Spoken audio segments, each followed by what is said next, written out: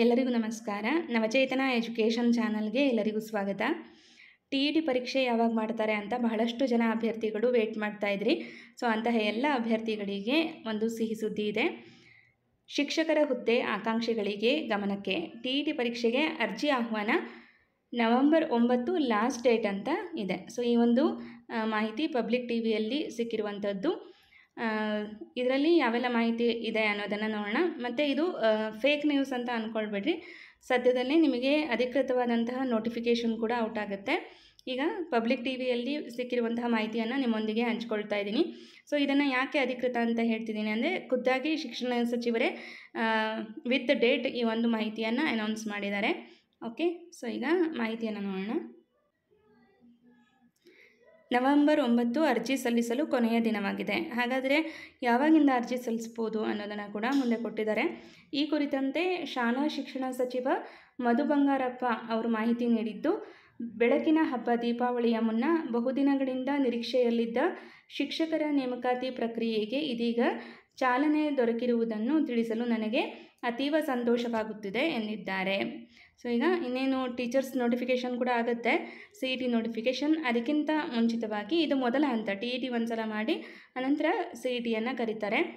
ಈ ಪ್ರಕ್ರಿಯೆಯ ಭಾಗವಾಗಿ ಶಿಕ್ಷಕರ ಅರ್ಹತಾ ಪರೀಕ್ಷೆ ಅಂದರೆ TET ಕುರಿತ ಅಧಿಸೂಚನೆ ಹೊರಡಿಸಲಾಗುತ್ತಿದ್ದು, ಅಭ್ಯರ್ಥಿಗಳು ಅರ್ಜಿಯನ್ನು ಆನ್ಲೈನ್ನಲ್ಲಿ 23/10/2025ರಿಂದ 9/11/2025ರವರೆಗೆ ಸಲ್ಲಿಸಬಹುದು.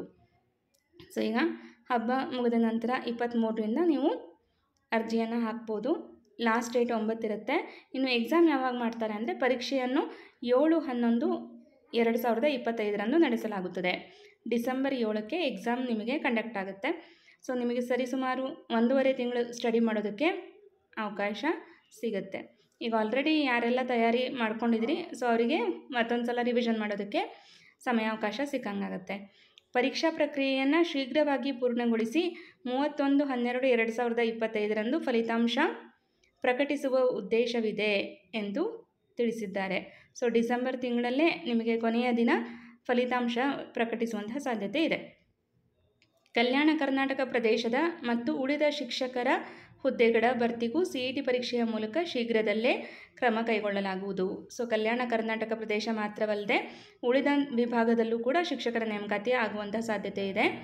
ಮುಂದಿನ TET ಪರೀಕ್ಷೆಗೆ ಸಜ್ಜಾಗುತ್ತಿರುವ ಎಲ್ಲ ಅಭ್ಯರ್ಥಿಗಳಿಗೆ ಹೃತ್ಪೂರ್ವಕ ಶುಭಾಶಯಗಳು ಅಂತ ಹೇಳಿದ್ದಾರೆ. ಸೊ ಇಲ್ಲಿ ಮತ್ತೊಂದು ವಿಶೇಷತೆ ಏನು ಅಂದರೆ, ಈಗ ಆಲ್ರೆಡಿ 1 to 5th ಟೀಚರ್ಸ್ ಆಗಿರೋರಿಗೂ ಕೂಡ TET ಪರೀಕ್ಷೆ ಬರೀಲೇಬೇಕು. ಅಂದರೆ 6th ಮತ್ತು 7th ಪಾಠ ಮಾಡೋದಕ್ಕೆ TET ಪರೀಕ್ಷೆ ಪಾಸಾಗಿರಬೇಕು ಅನ್ನುವಂಥ ನಿಯಮ ಕೂಡ ಇದೆ. ಸೊ ಅದನ್ನು ಒಂದು ಸಲ ಚೆಕ್ ಮಾಡೋಣ. ಸೊ ಇಲ್ಲಿ ನೋಡಿ, TET ಪರೀಕ್ಷೆ ಪಾಸು ಮಾಡಿದಂಥ ಪ್ರಾಥಮಿಕ ಶಾಲಾ ಶಿಕ್ಷಕರು 6-7ನೇ ತರಗತಿಗೆ ಬೋಧಿಸಲು ಅರ್ಹರು ಎಂಬುದಾಗಿ ಸರ್ಕಾರ ರಾಜಪತ್ರದಲ್ಲಿ ಅಧಿಕೃತ ಆದೇಶ ಮಾಡಿತ್ತು. ಈ ಬೆನ್ನಲ್ಲೇ ಶಿಕ್ಷಕರ ಹುದ್ದೆ ಆಕಾಂಕ್ಷಿಗಳಿಗೆ ಗುಡ್ ನ್ಯೂಸ್ ಎನ್ನುವಂತೆ TET ಪರೀಕ್ಷೆಗೆ ಅರ್ಜಿ ಆಹ್ವಾನಿಸಲಾಗಿದೆ. ಸೊ ಈಗ 1 to 5th ಟೀಚರ್ಸ್ಗೂ ಕೂಡ ಇದೇ ಒಂದು ನೋಟಿಫಿಕೇಷನಲ್ಲಿ ಅವಕಾಶ ಇದೆಯಾ ಇಲ್ವಾ ಅನ್ನೋದನ್ನು ನೋಟಿಫಿಕೇಷನ್ ಬಂದಾಗಲೇ ನಾವು ಚೆಕ್ ಮಾಡಬೇಕಾಗತ್ತೆ. ಸೊ ಈಗ ಹೊಸದಾಗಿ TET ಬರೆಯೋರಿಗಂತರೂ ಇದೊಂದು ಅಧಿಕೃತ ಆದೇಶವೇ ಆಗಿರುತ್ತೆ. ಓಕೆ, ಸೊ ಎಲ್ಲರೂ ಕೂಡ ಚೆನ್ನಾಗಿ ಅಭ್ಯಾಸವನ್ನು ಮಾಡಿ. ಮತ್ತೊಂದು ನಿಮ್ಮಲ್ಲಿ ಡೌಟ್ ಇದೆ, ಈ ಸಲ ಆನ್ಲೈನ್ ಎಕ್ಸಾಮಾ ಅಥವಾ ಆಫ್ಲೈನ್ ಎಕ್ಸಾಮಾ ಅಂತ. ಆನ್ಲೈನ್ ಎಕ್ಸಾಮ್ ಇರೋಲ್ಲ ಈ ಸಲ, ಆಫ್ಲೈನ್ ಎಕ್ಸಾಮ್ ಮುಂಚೆ ಹೇಗೆ ಮಾಡ್ತಿದ್ರೋ ಅದೇ ರೀತಿಯಲ್ಲಿ ಮಾಡ್ತಾರೆ. ಹಿಂದಿನ ಪ್ರಶ್ನೆ ಪತ್ರಿಕೆ ಎಲ್ಲವನ್ನು ಕೂಡ ಸ್ಟಡಿ ಮಾಡಿ ಅದು ನಿಮಗೆ ಹೆಚ್ಚು ಅಂಕವನ್ನು ಗಳಿಸ್ಕೊಳ್ಳೋದಕ್ಕೆ ಹೆಲ್ಪ್ ಆಗುತ್ತೆ.